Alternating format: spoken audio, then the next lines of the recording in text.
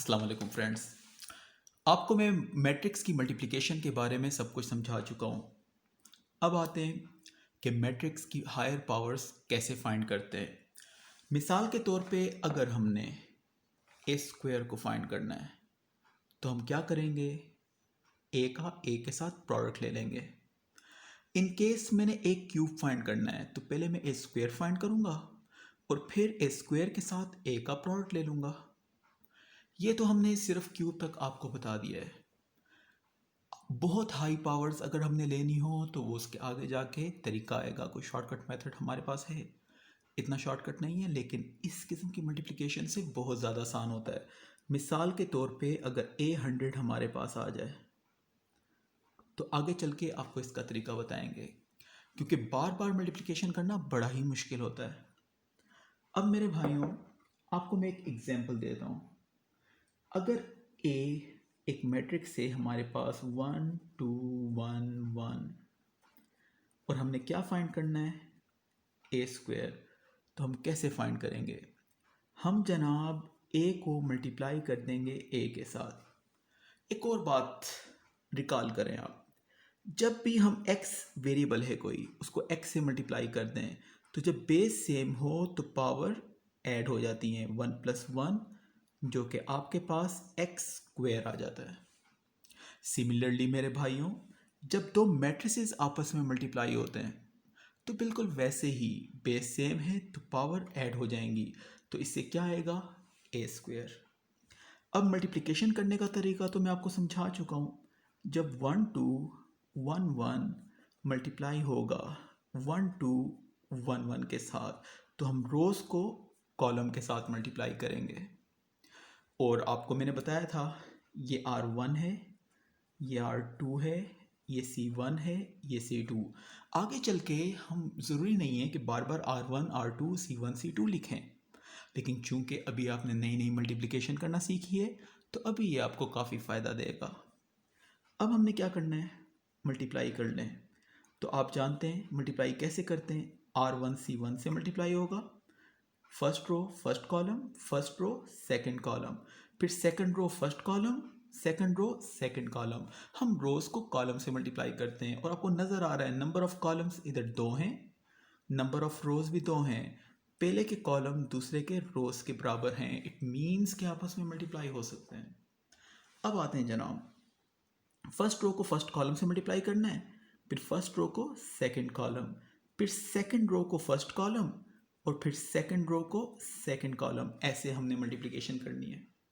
और आप लोगों को तो मैं पहले से बता चुका हूँ, जब फर्स्ट रो फर्स्ट कॉलम से मल्टीप्लाई होगी तो कैसे मल्टीप्लाई करना है। First element first, second element second, first row का फर्स्ट एलिमेंट फर्स्ट कॉलम के फर्स्ट एलिमेंट के साथ, फर्स्ट रो का सेकंड एलिमेंट फर्स्ट कॉलम के सेकंड एलिमेंट के साथ, और फिर आपस में ऐड कर देना है। यानी 1 1 से मल्टीप्लाई होगा और फिर 2 प्लस 2 इंटू 1, तो ये हमारे पास ये मुकम्मल हो गया ऑपरेशन।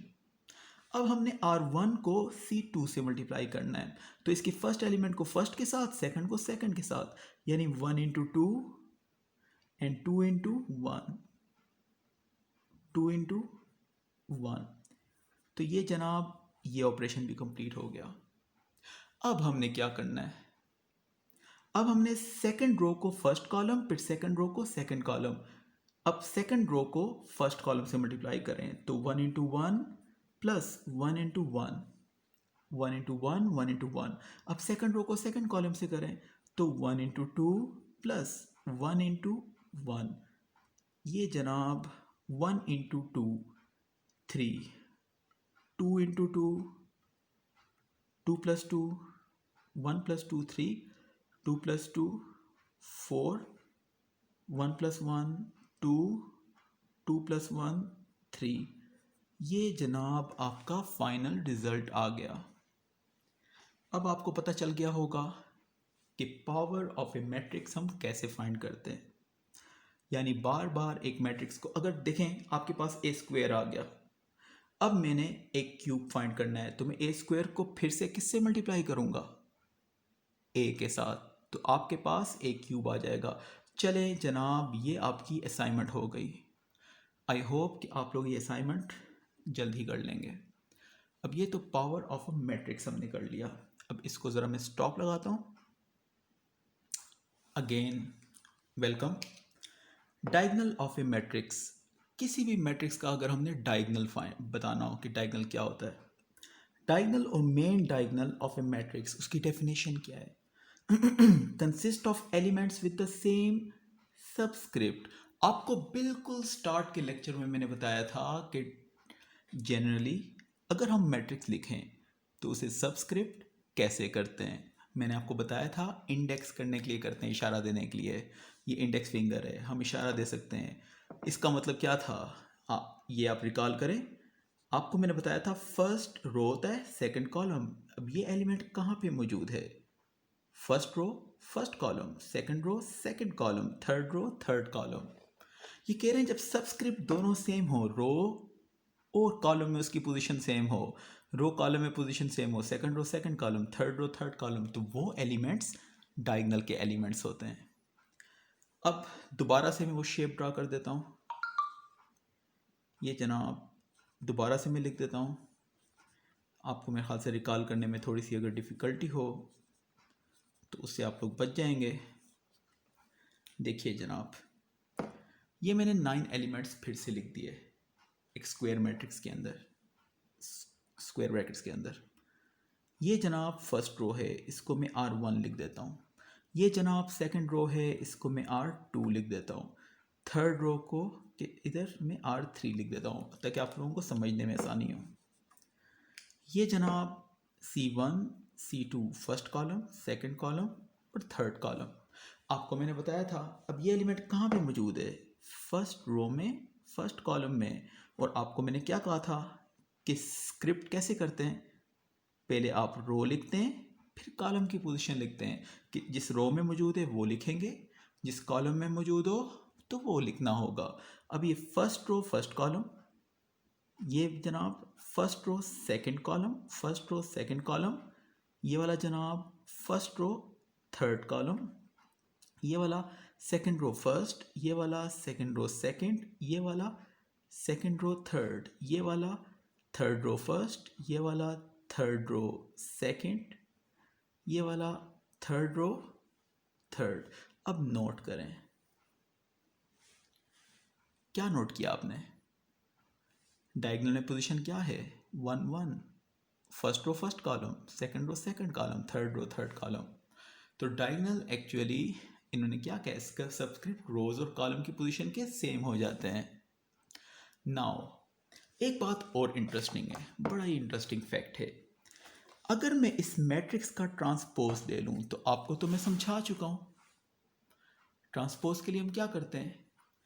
रोज को चेंज कर देते हैं, कॉलम में इंटरचेंज कर लेते हैं। अब इसको जनाब इंटरचेंज करें तो क्या आएगा? A11 first row first column बन जाएगा, A12 और A13। ये ऑलरेडी टॉपिक हमने किया हुआ है। First row first column, second row क्या है? A21 A22 A23, A21 A22 A23। Third row क्या है? A31 A32 A33। इंटरेस्टिंग, हमने ट्रांसपोज लिया है। ट्रांसपोज में क्या होता है? रोज को कॉलम में इंटरचेंज कर लेते हैं, first row first column, second row second column, third row third column. इसके बावजूद देखें डायगोनल चेंज नहीं हुआ। जब डायगोनल चेंज ना हो तो जाहिर बात है, ये तो भी छोटी सी बात मैंने बताई है, आगे बड़े इंटरेस्टिंग फैक्ट्स आने वाले हैं अबाउट द डायगोनल। तो डायगोनल की बहुत अहमियत है, इसलिए हमने प्रॉपर डायगोनल को डिफाइन किया है। डायगोनल क्या होता है और मेन डायगोनल क्या होता है of a matrix? Consist of elements with the same subscript. I hope कि आप लोग डायगोनल को अंडरस्टैंड कर चुके होंगे।